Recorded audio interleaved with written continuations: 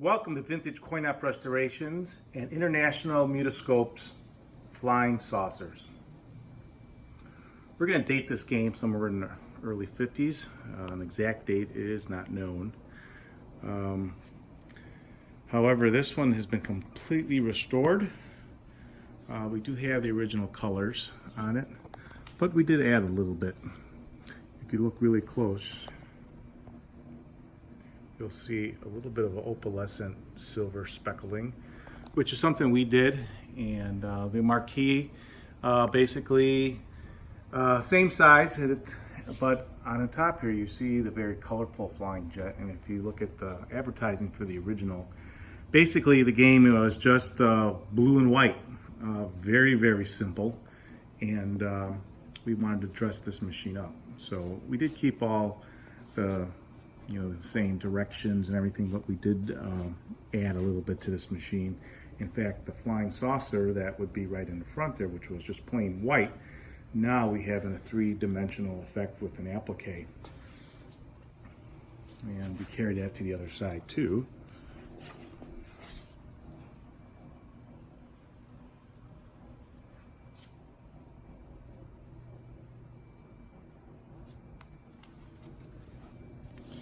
The object of the game is very similar to a driving game that we saw probably also in the 50s, where our object here is we have a little spaceship. There is a positive springing action on both left and right, pulls back.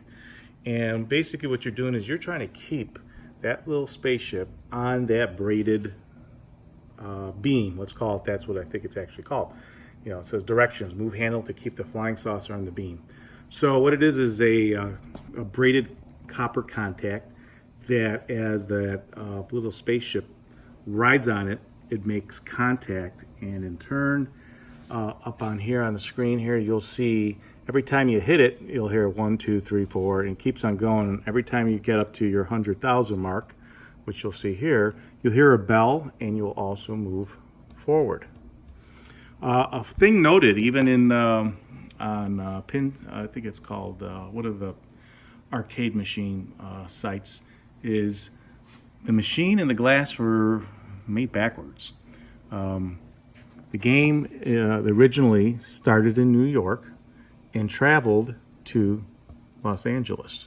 But if you look really close and you look at the rocket should have started here and gone this way, because you can see the little exhaust in the back of the rocket.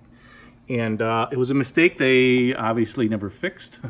I've done, this is the second machine I've done, and in both cases, in fact the first one, the client pointed it out going, isn't that thing going backwards? And sure enough it was. Did a little research on it, and sure enough it was noted that it went backwards. So we changed that around so the rocket does go in the right direction. Basically, you're going to start in LA and your goal is to get there to New York. And you have about, I thought it was much longer, but you do have about, I'd say about 30 seconds to 35 seconds to see how many times you can keep on that beam and go and get to New York. It is a little bit of adjustable, and we're going to come around here and show you the back of this machine.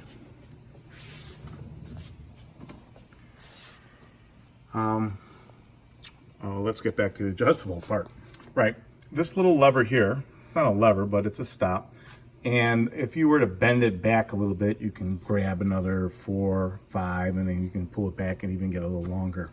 It depends on who's playing the game. If it's going to be for children, you might want to leave it at 30.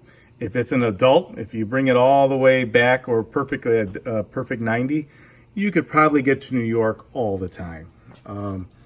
It's just a matter of once you're in the zone, you can stay on and really, go to town. And the whole point was to make it difficult and make you want to try it again.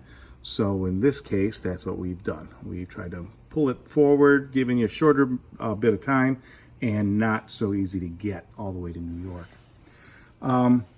There's a couple things that we did to this machine. Like I said, we did change, kept the same exact color, but we did add the little speckle.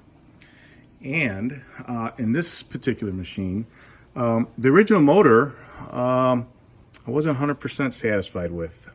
It just seemed to be getting a little hot, and it was actually mounted right over here, and we decided to get a new motor.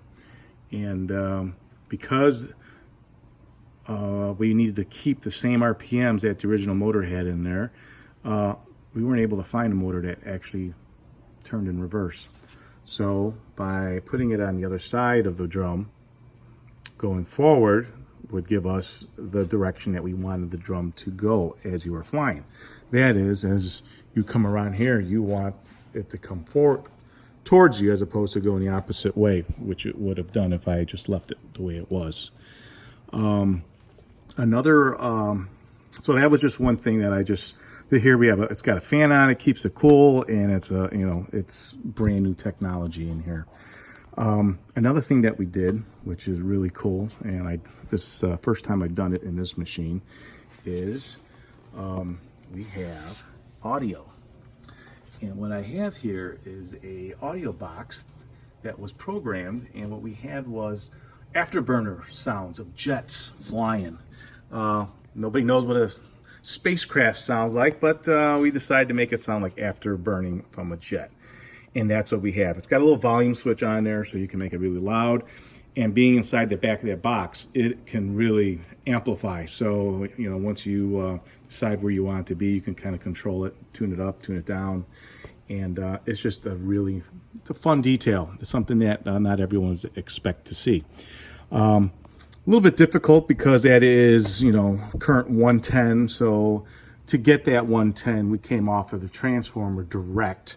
And in turn, we had, as the machine kicks on, that would bring me my little power. It's a 34 volt coil, pulls in and completes the link to basically a switch leg to operate the audio card when the motor's on, and when it turns off, as the game would turn off, obviously it would release the coil and the audio would turn off. Each time it goes on, it goes right back to the beginning. So kind of a neat little detail that you don't always see. But you know what? We wanted to make the machine all original, but you know what? It's time to add a little bit of excitement to it, because it had a great gameplay, but you know what? I think the audio would definitely come out, make it a little bit nicer. Also, all the handles and stuff and coin stuff was chrome plated, so it just brought it to a different level. It's a little bit sunny right here. Beautiful Sunday. There we go. When a game is not being played, you have a little bit of lights here. You'll have there's 3 lights that light up on the screen there to attract people to play. This is an original back glass, and it's in excellent shape. I really can't even see a flaw on it. No, there might be a little bit of rippling in the back there, but it's already been gel coated in the back, so we're not going to have to worry about that. Let me tell you, get this little coin box in here, so you can take your change in and out fairly easy. What else? Another thing, a lot of these machines were on gang switches. So when the operator turned on the power switch, they all went on. This one on top, you can see we actually have a power switch.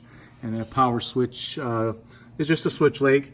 And it's connected here. In case you ever had to change a light bulb, let's say in the front, you would have to do 2 things. You'd have to disconnect my audio, my switch leg, and there's 2 screws holding this plate down, and then you'd have to tilt forward and slide the mechanism out, change the light bulbs, and basically do it in reverse and put it back. So there you have it. Enough of talking about this machine. My son Brian is on his way, and in a minute or so we are going to play this game, and I'll see how good he is. And I don't think he's ever played this particular machine before, so let's see how he really does. So stay tuned.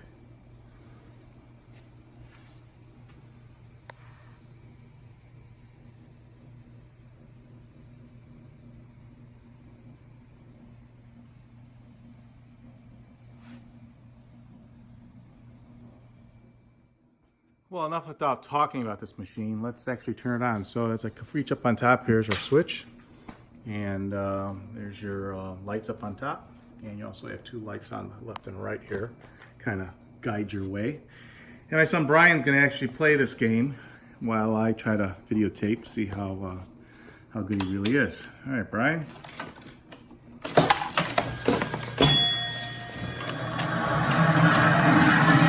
Left and right.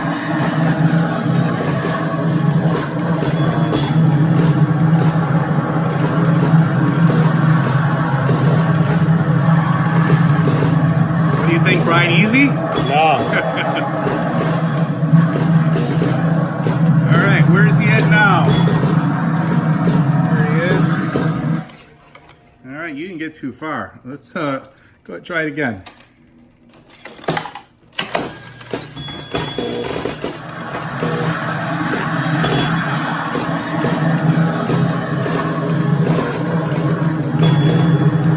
Let's come around the back and see what's happening when he's playing. Separate unit here is he rides on that. That's why you're hearing it hold for a second, but there's no way to follow that little braid.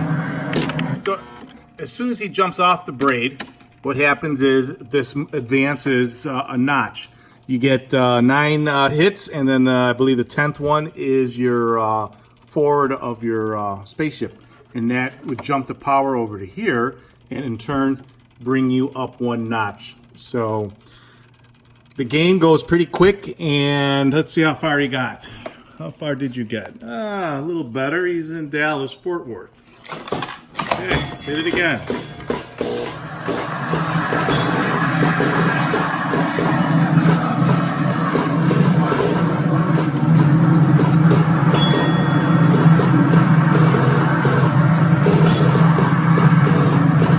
Well, he got the hang of it pretty quickly. Little Rock Art, what? Where are you gonna make it to Chicago? Yep, keep on going. Ah, okay, so doesn't take too long, but it is a lot of fun to play. Let me get a little closer so you can hear the audio play while he's playing it. As he puts his money in, it's gonna reset, comes down.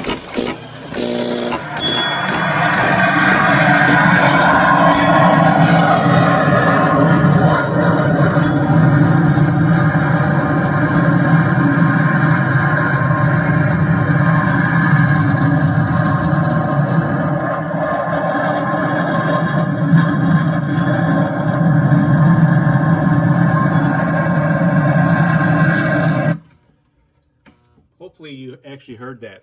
I turned it up a little bit so you guys can hear it really loud. Again, what a great game. We're happy that we got this all squared away. And if you have one of these for sale or you need one restored, please give us a call. We're located in Chicago, Illinois. Our phone number is area code 630-624-7466. Thanks for watching, and make sure to subscribe to my videos so you can see all the new machines coming to the warehouse. Thanks for watching.